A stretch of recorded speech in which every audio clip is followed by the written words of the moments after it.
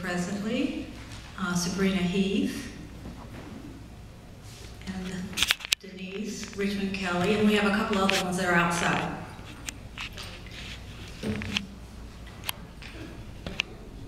And Kim Sadler. I'm so sorry.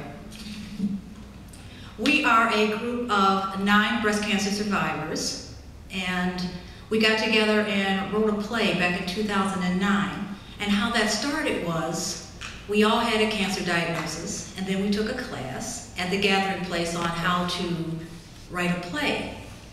And that started because my sister, Bridget Wimberly, who's a playwright and a poet that lives in New York City, said she just wanted to do something special for me. And she said, what can I do? So she honestly shut down her life in New York and came here to teach our class for us at the Gathering Place.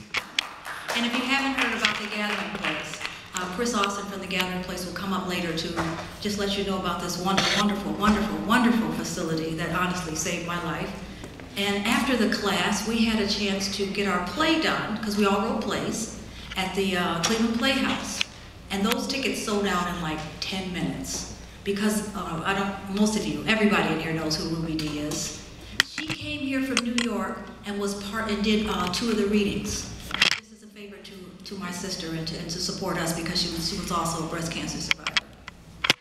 Those tickets sold out in 10 minutes. So Caribou House said that we'll do the same thing next week at Caribou House, and those tickets sold out in like 10 minutes. So Caribou House decided, well, we were just gonna put this as part of our regular run. So we had 4 weeks to do our play. Cleveland Clinic partnered with us. They were there for talkbacks.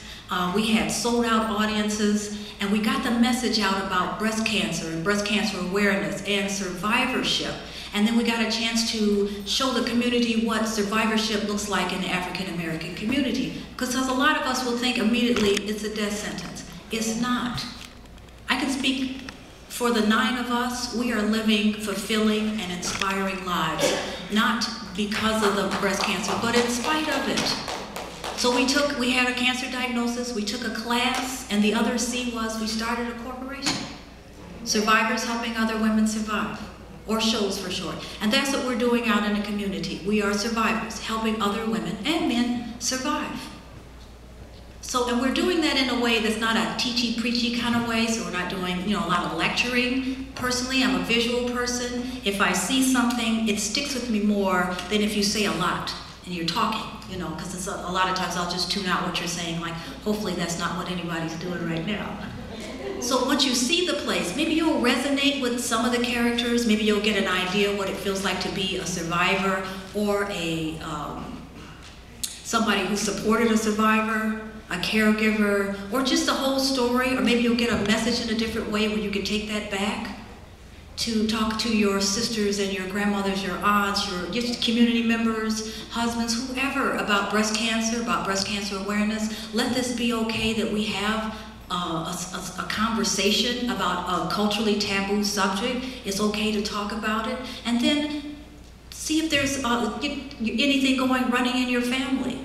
Do you have a family history? Because a lot of times some of us will go through things and not share it with anybody, and we don't know, and they didn't say anything, and then maybe it's running in the family. Maybe you need screening a little bit earlier than the recommended age. By the way, does anybody know what the recommended age is for breast mammogram?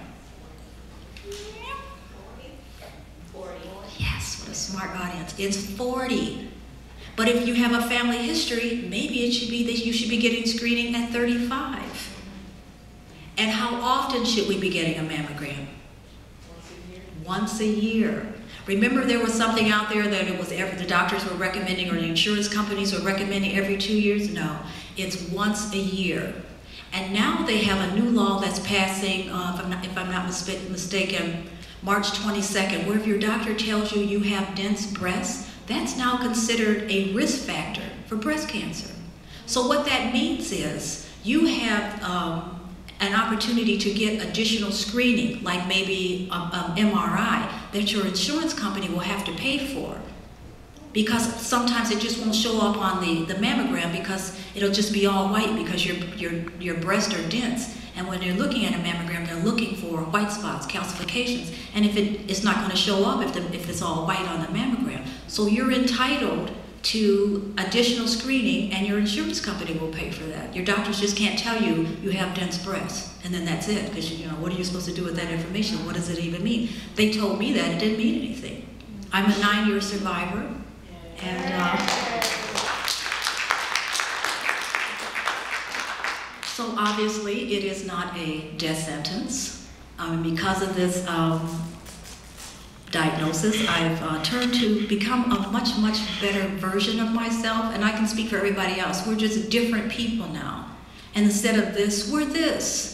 You know, and then our reason for being here is not just what we were doing, but it's also, yes, are we our sister's keepers? Yes, we are. Yes, we are. And I'm charging all of you to be your sister's keepers too. So that's why when you leave here, spread the word. Have you had a mammogram? Are you going to get one? I'll go with you. We'll do a buddy system. We'll make a day out of it. Plan a luncheon or something, and a mani or pedi or something, and let's just celebrate the fact that we are taking care of ourselves and not put ourselves, especially as African American women, that's what we do. We take care of everything else instead of ourselves. Let's take care of ourselves first, like put the oxygen mask on ourselves first and take care of ourselves. I could talk about this all day long, so I'm going to stop. And so we have maybe 11 plays that we work with. And they all have a different message. And the 2 that we've chosen today are about support groups, which was an invaluable resource for all of us to get through it, because your family and friends and coworkers don't really get what you're going through. But that's why it's important to have a support group, because then you can be around other like-minded people that understand. They know what it feels like that when you 3 o'clock in the morning, you're sitting up in your bed like, oh, is the cancer spreading? Oh, I have cancer. Oh my God, that kind of stuff. We understand what that feels like. And then you get to see other survivors that are 20-year survivors, 15-year survivors. So that gives us something to, like, I'm going to be able to say that one day. And I'm not on this journey by myself, and other people get what I'm going through.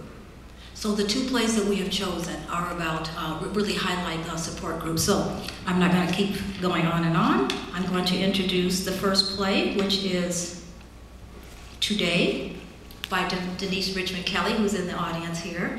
And that is starring Chinitha Hall and Jamaica Dent. Thank you and enjoy.